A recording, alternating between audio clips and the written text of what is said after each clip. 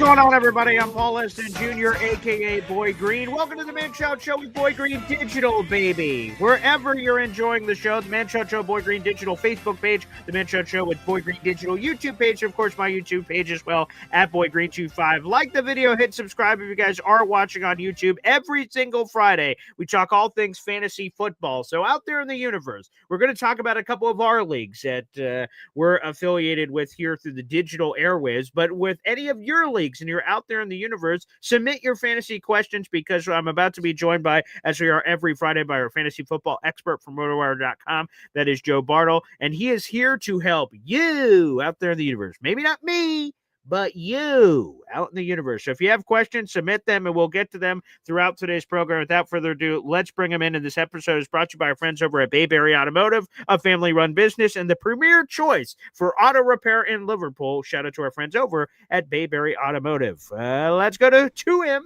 That is JB, Joe Bartel. What's up, Joe? Good job fading the music down this time. I know Manchild will be proud of you after last week. Yeah, I know, because he was like, well, I want to start talking. No, wait, bring it back. And no, you just turned it off. And I'm like, what is going on here? So, yes, I was able to operate the controls like a monkey operating a spotlight this week, slightly better.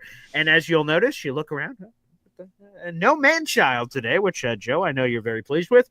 No man-child today for our fantasy football conversation. You will join us later today if you guys are watching on YouTube here on a Friday for NFL Picks Against the Spread.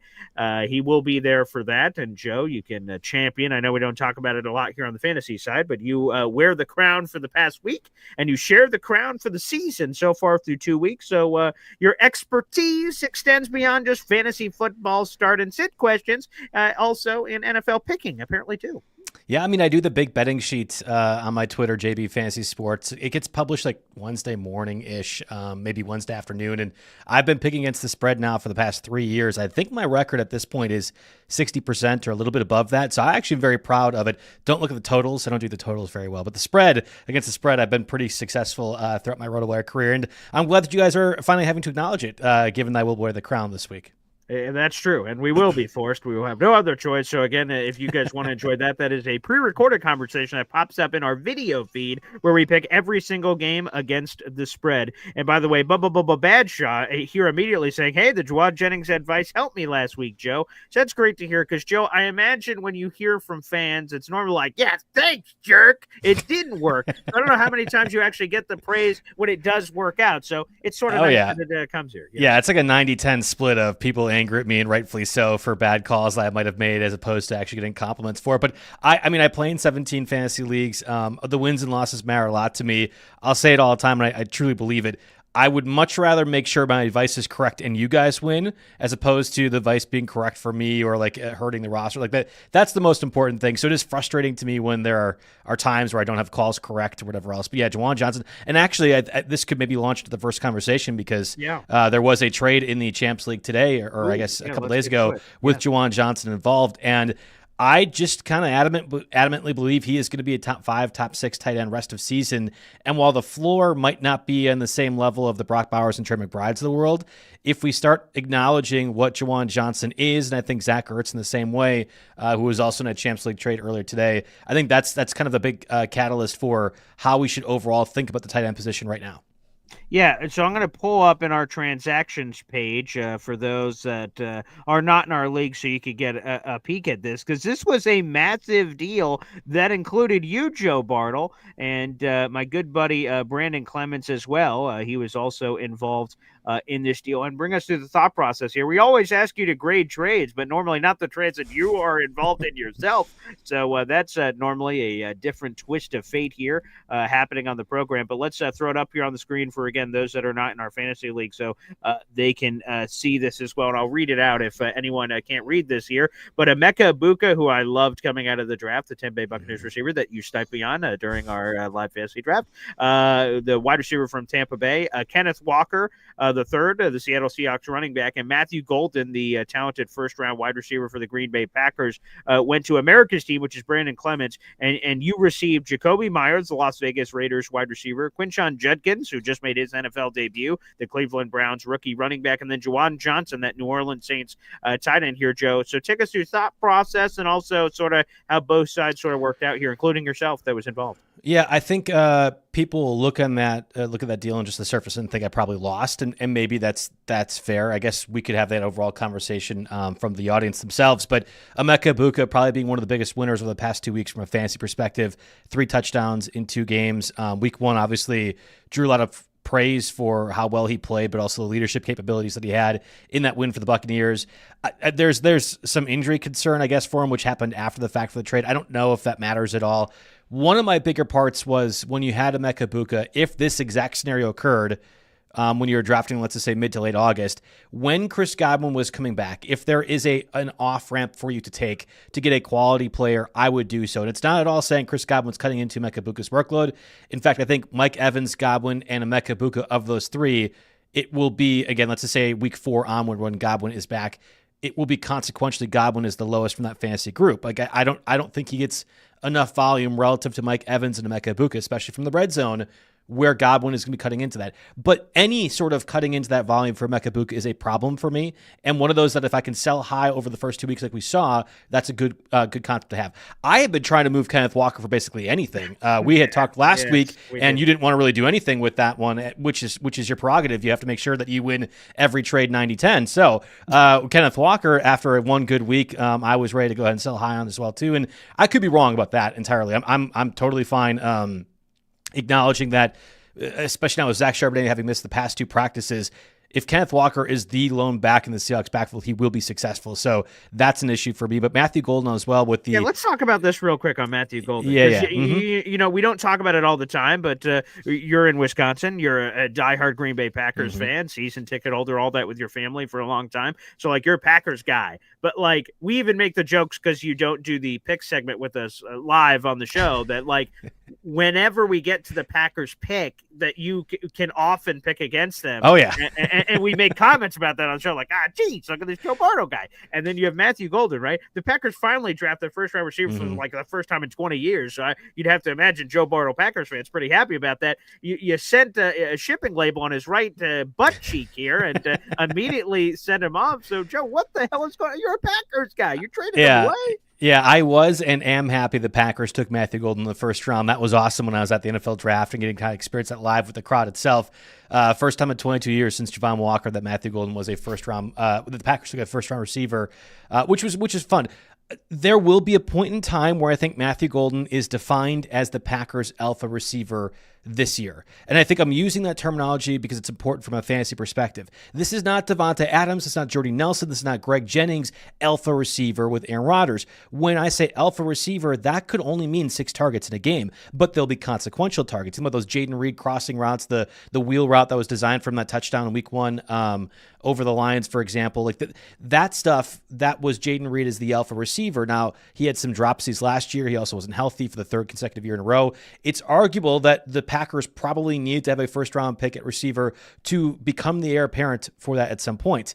I think when people hear alpha receiver, you'll think about like Jackson Smith-Njigba, who has a 40% target rate now for the Seahawks, or like Drake London, who is obviously really good, but Michael Penix looks his way 15 times a game. That doesn't happen for the Packers. And I think some people have this misconception, draft capital for Matthew Golden, first round pick, Jaden Reed now out. Oh, there will be a rise. There will be a rise. But if I'm the Packers, I play this exactly how the Chiefs played Rashee Rice his rookie year and Xavier Worthy his rookie year, where by the end of October, maybe early November, certainly by December, then our rookie receiver is more involved in the offense. Then I'm showing defenses what Matthew Golden can do. But until that point, there is no reason to go ahead and involve him, involve him to that degree.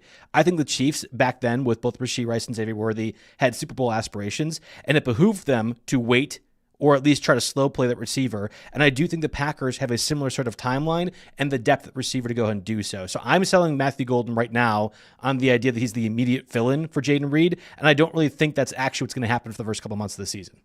Which is very fair. Again, we're speaking with Joe Bartle, our fantasy football expert from RotoWire.com here on the Man Shot Show, Boy Green Digital. Again, if you're watching live on YouTube, make sure you guys like the video, hit subscribe, whether you're watching on the Man Shot Show with Boy Green Digital YouTube channel or my YouTube channel at Boy Green25. I see questions continue to pour in, so keep sending those in along, folks. Any of your fantasy football questions, whether you're one of our leagues or not, Joe Bartle will help you answer those questions. Again, this conversation is brought to you by our friends over at Bayberry Automotive. Let's take a quick time out and give a shout out to our friends friends over at Bayberry. Integrity is a word that some people just throw around in life. But at Bayberry Automotive, integrity is everything. Integrity of their mechanics, who are all experienced and certified. Integrity in the work they perform, with nothing but 5-star reviews from satisfied customers on Google. Integrity that goes along with family, a family-run business that treats you like one of their own. Integrity in everything. Bayberry Automotive. BayberryAutomotive.com. Located on Route 57 across from Bayberry Plaza, the premier choice for auto repair in Liverpool.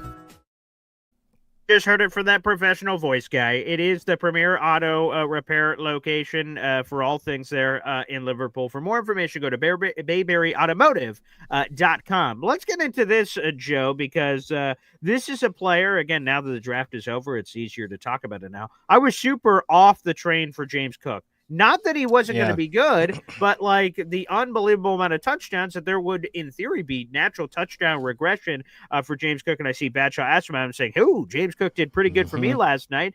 Yeah, James Cook went off. He had, I have it here, 108 rushing yards and a touchdown on 19 carries. And quite frankly, if they ran him more, he would have had a lot more rushing yards, which may sound like a stupid thing to say out loud, but just he was just gaining these gashes and gashes and gashes. Yeah. And again, the rest of the running backs still have to play here in week 3, but he is first in carries, first in rushing yards, and first in touchdowns at the running back position so far this season. Again, some of that is a little juiced up because he's had 3 games and others have not. But boy, I'm going to be honest, Joe. Wow, I am surprised with what James Cook has been able to perform so far. And I assume touchdown regression. Well, I'm an idiot. With 4 touchdowns, right. It sounds like the touchdown pace is going to be just as high as ever for James Cook. Yeah, so for context for people, I think James Cook had a combined 18 touchdowns last year, his first 2 years in the NFL. Prior to last year, I want to say it was 11 total, like 5 rushing and 6 rushing those first 2 years, or possibly even less than that. Now, the first James Cook's rookie year, he was kind of like a part-time player in that backfield and became more of the starter as the season progressed, and certainly as a starter in year 2. I agree with you. I was at that same spot, and I want to be clear. Like I play in 17 different leagues. And just real quick, he in his first 2 seasons he had 9 total touchdowns combined. Yeah, okay, yeah, so less than 11. Yeah, correct. Yes, exactly. Okay, I knew it was like a lower number than what happened last season. I also was lower on James Cook, but I think I have him in 4 of my 17 leagues, all being redraft, because there was a point in that, I would say, back into the 3rd round, early 4th round. Where I looked at the receivers, now let's just say that like DJ Moore or Devontae Adams or Mike Evans, at that point, the Trey McBrides and Brock Bowers are gone. Certainly, if you didn't want to take one of the early quarterbacks, it felt like the only recourse was running back. I didn't want James Cook. I didn't want Kenneth Walker over James Cook. I have been taking a few times, not many, but Omari Hampton over James Cook was fine with me.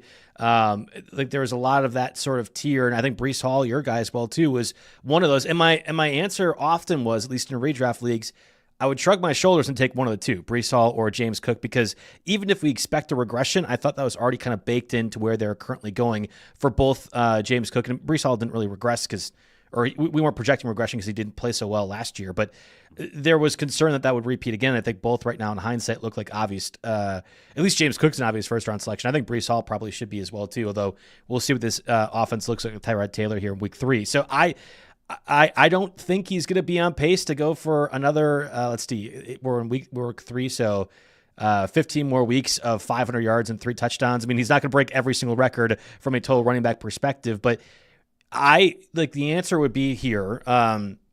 I will buy James Cook at cost in any sort of trade, because I do think that this sort of replicates for the most part week in and week out. And more importantly, if I can get off on one of those rookie running backs, like a Trayvon Henderson, Omari Hampton, even like an Ashton Genty and something for James Cook, that will probably help my roster long term as opposed to waiting for inevitably these rookie running backs to kind of turn things around.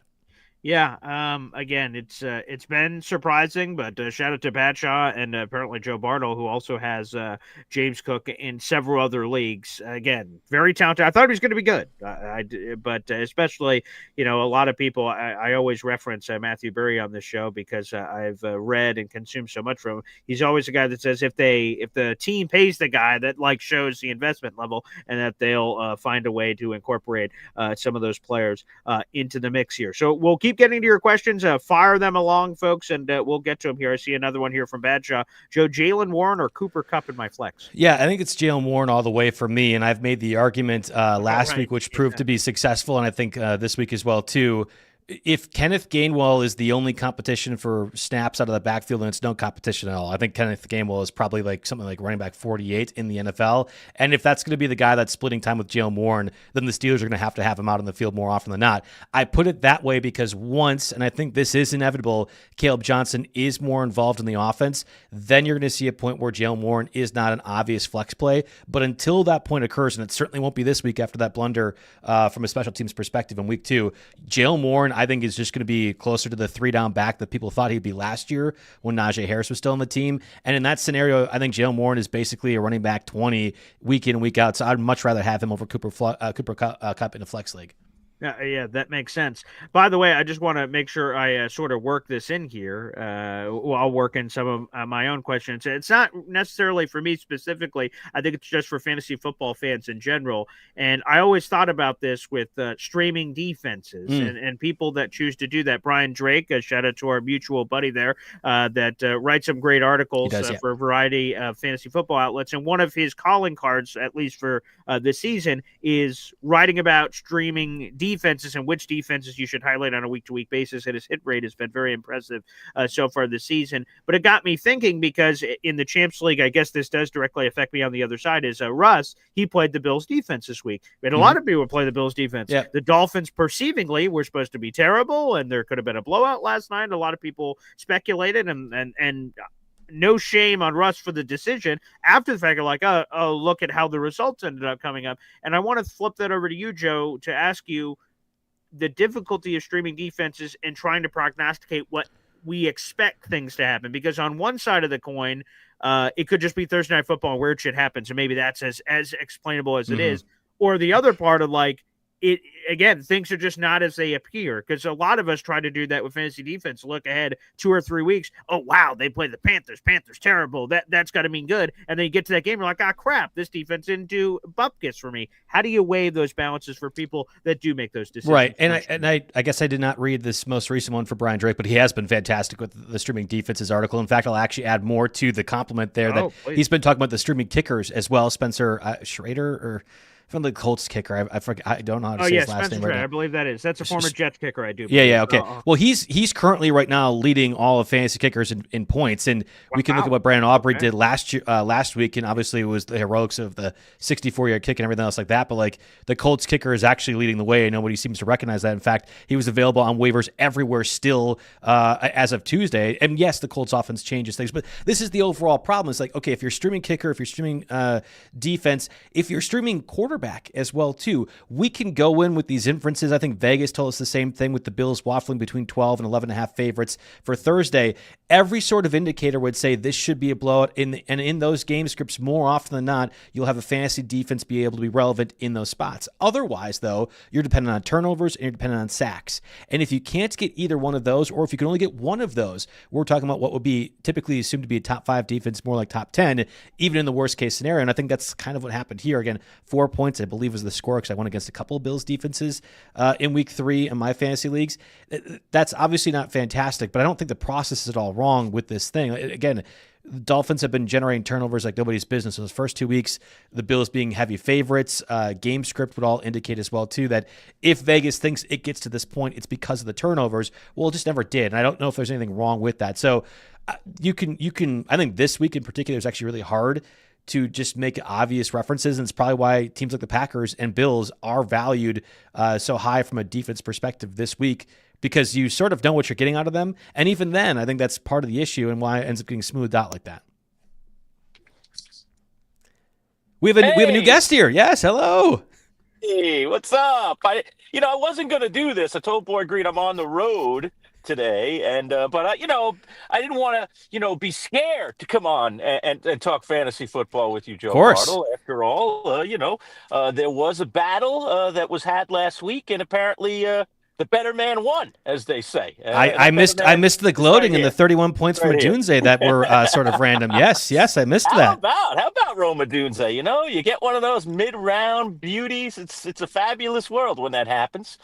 So no, it was a good battle, Joe. I'm always trying to be a good sport about these things. I love having these battles. And interestingly enough, this week I go from one fantasy guy to another because I got Brian Drake this week, so I could go fantasy back to back, be 3-0. I mean, I'm already on my stairway to Evans at the top of the standings, but why not elevate a little bit higher? So I'm looking forward to my matchup with Drake this week. Well, real quick, as you guys can see on the screen, Stairway to Evans, that is Jim the Man-Child Lurch, my co-host here on MC Show Digital, scored 155.88 points against Joe, who, again, he scores 131.6. Pretty good week for Joe, yeah.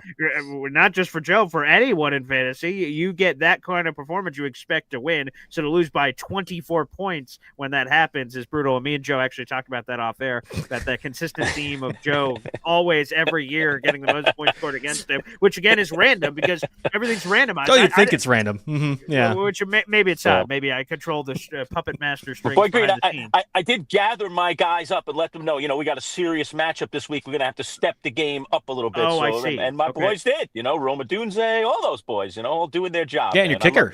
Anytime you can get 18 points out of your kicker, that's an important thing. So that always feels like that's something that can be repeatable from week to week. That's important. Right. You know me and the nutty kicker thing. I've been picked on over the years about it. You guys have laughed at me, joked at me. Yeah. It was very important for me. I think in 2 out of the 3 fantasy leagues in our show leagues, I have Brandon Aubrey. I like having the best kicker in the league. He is the best kicker in the league. I don't have any doubt about that. And he proved it. I mean, when you get a nice bonus like that, sometimes that can be the difference in one of these tight matchups. So, yeah. And he leads the fantasy kickers in points, right?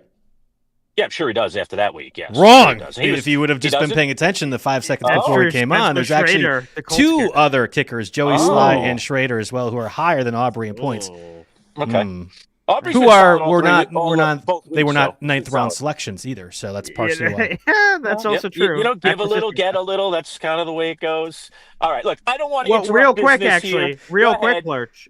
Actually, your timing is impeccable in all seriousness, because I was about to highlight something before. I just said, is that man shot down there? And all of a sudden you were on the screen. I'm like, oh, there he is. But we were just going to highlight this because Phil was asking. Phil Larmer here on YouTube says, BG, I know it's fantasy. Just wondering who won David Tyree. And before we announce that, I just want to say, for those who missed it.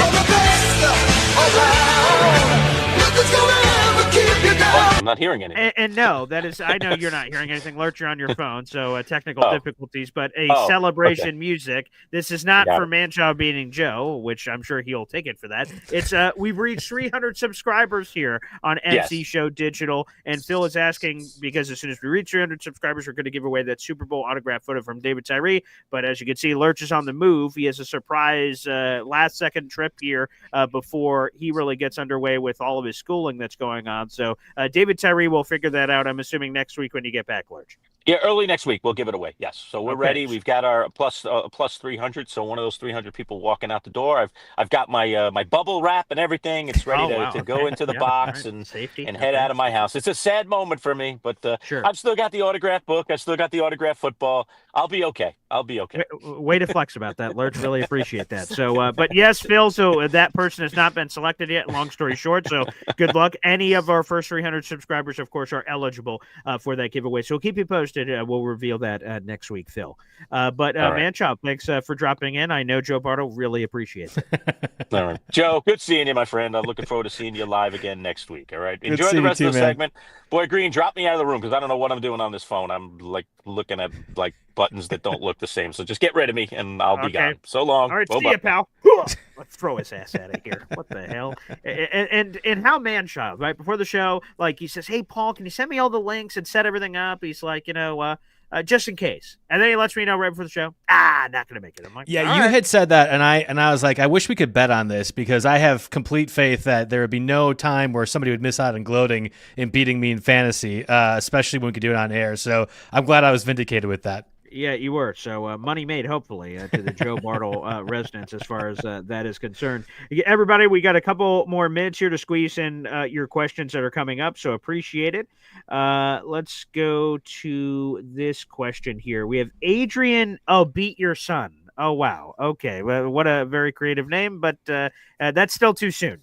Adrian, but nonetheless, I'll get your question in here real quick. I traded Cooper Kupp for Chris Olave. What do you think, Joe Bartel? I assume this is like a Dwight Schrute beat farm sort of thing and nothing else than that, Paul. So that's what he was referring to there. He's a big Office fan. Totally appreciate that for Adrian. So I love Olave. We've talked about him this year. That's probably going to be my most rostered guy outside of your dude, Mason Taylor, who's going to be on the waiver wire very soon after how disappointing it's been for him. But yeah, I love the target context as well. Yeah. So I think Olave is it one of those spots where the volume is certainly there. Juwan Johnson scoring the touchdowns. I think that you're going to see the Saints attempt upwards of 30+ passes every single game. Wow. And when that happens, it's not going to be Rashid Shaheed who gets more of the volume. It's not some of those other outside receivers. It is Juwan Johnson, it's Kamara, and it's Olave. So in my mind, who is going to be more consistently available for targets the rest of the season? It's Olave over Cooper Kupp. Now, obviously, Olave has the concussion part of things. Cooper Kupp is also injury prone in his own right. So this is a no-brainer in my mind. And if I was ever trying to do this trade, I would want Kupp and something for Olave. And I understand he hasn't broken out yet, but the volume is certainly there to reinforce the idea that Olave is a totally fine flex play week to week. All right, let's go back to Adrian here. Now, this is going to be a very complicated question because there's a lot of names I'm about to throw at you here. Okay. He is a super Office fan, as we just determined. So shout out to Schrute Farms. So here are a lot of names, and he's going to want you to start 2 receivers and 1 flex from this group. So I'll read it out here to the people that are just sort of listening to the show. Chris Olave, Omarion Hampton, Ladidi McConkey, J.K. Dobbins, Josh Downs, Jawan Jennings, Cam Scadaboo, Troy Franklin, Devontae Smith. Okay. All right. So whenever these sort of questions happen, I try to rule out players I would not want to play first. It makes it a little bit easier for me to sort of go ahead and sort through this stuff. When we're talking about 2 receivers and a flex, more often than not, the running back isn't part of the equation. We'll get to that like overall running backs in a second. But a guy like Cam Scadaboo, it was impressive. I think he has been impressive the first 2 weeks of his career in the NFL. There's not enough volume, but I think he's still splitting time with Tyrone Tracy. He's out the door for me.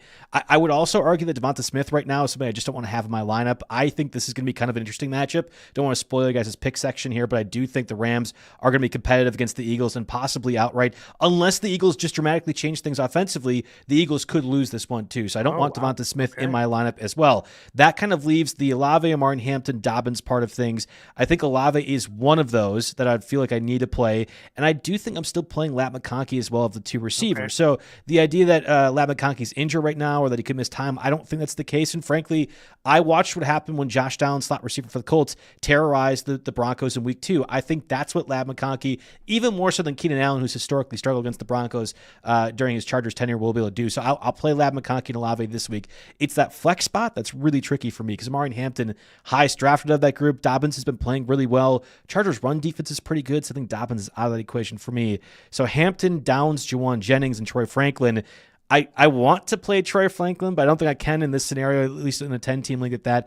I'm going to go to Juwan Jennings right now against this Cardinals secondary that could be down 2 different cornerbacks. If Juwan Jennings is unable to play, which is certainly possible, I think he's still banged up with a separate injury from what we were seeing earlier this season.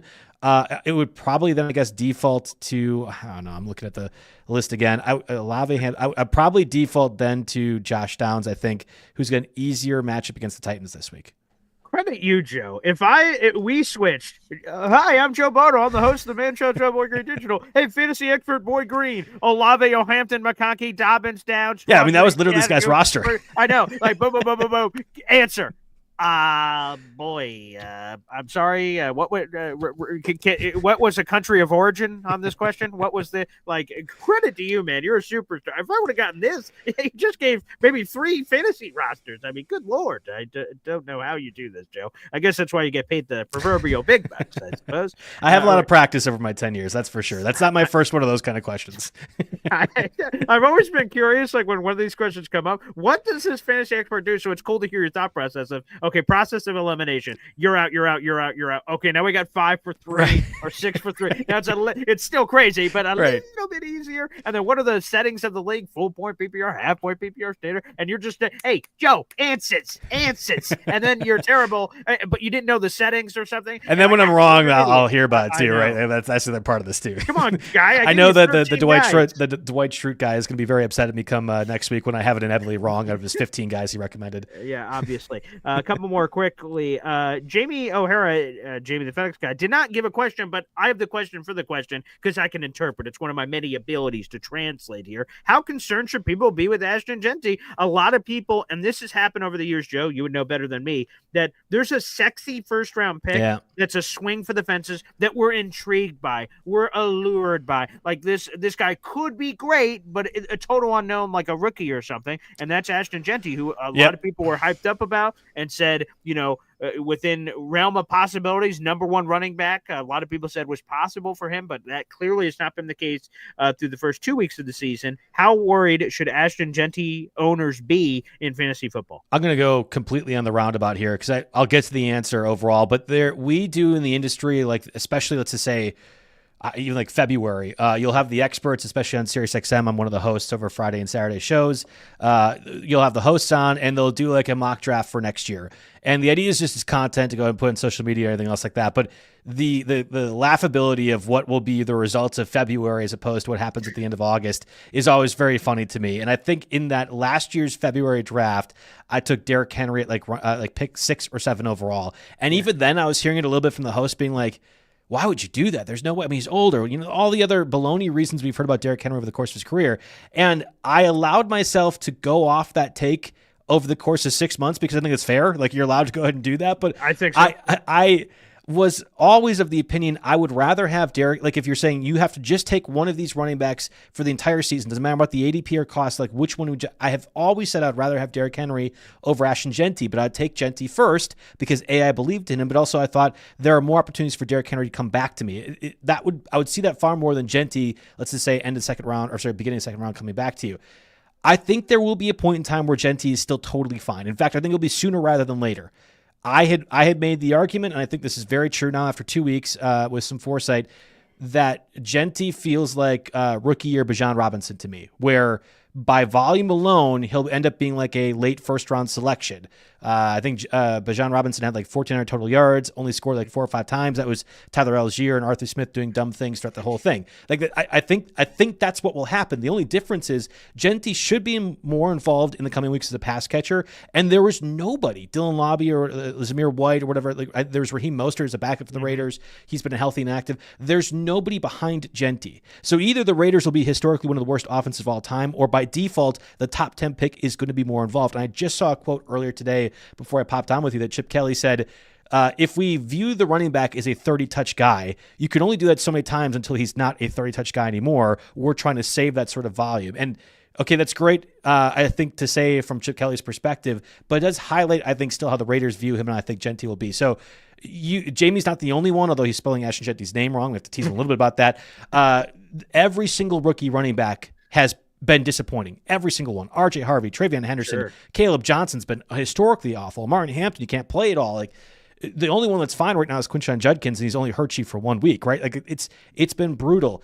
All these guys, I think, just need a little bit more time to get more involved in the offense and kind of find their foothold. It might not help you fantasy-wise. You might already be done, let's 2-4 by mid-October and really can't come back. But I do have faith that a lot of these rookie running backs are going to have a chance to kind of turn things around here in the coming weeks.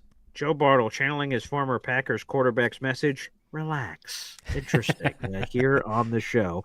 Back to Badshaw here real quick. Tyler Warren, Cooper Kupp, Michael Pittman, and my flex. Joe. Yep, still Warren. Michael Pittman doesn't change a whole lot to me. He is over Cooper Kupp, but I think it's still Jalen Warren. Okay, there you go. Well, Joe, I want to give you an opportunity here, of course, to talk about the wonderful exploits of RotoWire.com and everything that you guys provide as a service. And, of course, that is your company of choice as well, which we love to give as much love to as often as possible here on the show. So I'll throw up the RotoWire branding here on the show, the brand new branding, by the way, this offseason. Love the purple. It really brings the color out in your eyes, Joe. So, Joe, yeah. What's going on with the latest at RotoWire? Well, if nothing else, I want everyone who's following along the stream today, just follow me on Twitter, JB Fantasy Sports, that Dwight Schrute super fan, especially him, JB Fantasy Sports on Twitter, because I'll have the waiver wire update every single day, Monday through Thursday, with different guys and targets. I think that gets published like midday or early morning Monday, and ahead of every other waiver wire spot out there. We're pretty first, I think, we're pretty close to first among print for the fantasy sports sites out there with those waiver wire targets. And I think over the first 2 weeks, we've been pretty good in terms of how I manage the budget of it in like a waiver wire perspective, overall the targets for it. So JB Fantasy Sports on Twitter, please follow me there because you can find a lot of my content. We have the big betting sheet. Again, I will wear the crown for week 2, picking against the spread among this illustrious group of pickers for MCS Digital here. And I have that post every Wednesday, the big betting sheet, totals, some favorite bets out of that group. I've been doing a lot, and you've mentioned this as well, Paul, the chalkboard stuff. I've been talking about some of the slates as well. Thursday, Monday, I'll do some of the Sunday night ones too, just as a way to have some sort of conversation about some of these single game entry things. And I have not done very good in that one so far, but we're learning. And if nothing else, I look pretty well doing it. So that's perfect. Go ahead and find that on JB Fantasy Sports. But that's probably the best way to go ahead and find a lot of the content that I've been doing throughout the football season. Yeah, like I said, I commented on it when I saw it on Twitter. I just really enjoyed it. There's sort of a, we all like, this show, right? We put on our, our lipstick and we're like, oh, look at us. We're as pristine as we look. Right. And it's cool to have an organic. It was just raw. It was just you talking to us. For a minute. Yeah, that's right. Yeah. So it's just sort of, there was just something special to that, which I really appreciated. So, Joe, thank you. And again, to the fans, every single week, the wonderful Joe Bartel, fantasy football expert from RotoWire.com, graces us with his presence Fridays live at 10:30. You guys can submit your questions ahead of time. You guys can get into the YouTube comment section, and he will answer your questions. And as he mentioned, at JB Fantasy Sports on Twitter. And so many of us on the radio side have taken full advantage of lighting up his Twitter account with mentioned questions. So well after his time here on the program. So appreciate it. And guys, continue to take full advantage. Joe, thanks, brother. Yeah, thanks for having me on. All right, thanks everybody for tuning in. Again, stay tuned today to our NFL picks against the spread, which includes some Joe Bartel gloating that'll be happening. Other people saying very nice things about him at the @MC Show digital YouTube channel. Thanks everybody for tuning in, and we'll see you next time. Take care.